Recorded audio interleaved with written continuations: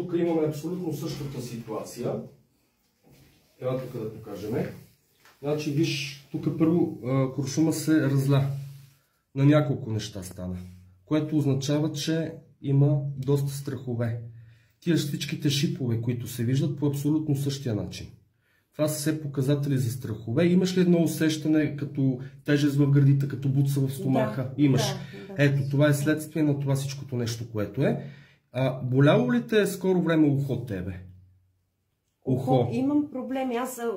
Да. Ето, виж, тук има като фигурка, излиза като ухо. Да, нищо, че го леяхме сега, нали, не на главата, но все пак това нещо се показва. Да.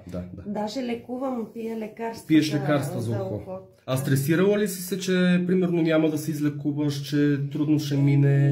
Имам такива мисли, да, защото изпитвам голямо неудобство в някои моменти, като не дочуя нещо, като не Именно. Да, а имаш ли страх от нещо, някакво хвъркато? Като кокошка, като пиле, като... Това и миналия път излезе. Като дете ме клювал петел. Петел, ето ти го. Тук едно малко излиза като пиленце с едно клюнче. Да, ето излиза. Аз се сещам и за друга ситуация като малка. Още по-назад, преди петела. Така? Като малка, от радост бях стиснала едно малко пиле. И го души? Да, то бях мене. Аз от радост му се радвам и го стискам, а съм била много сигурно 5 годинки или по-малко да съм била. Тук излиза една костенурка, като костенурка излиза тук. Това е нещо бавно идва към тебе.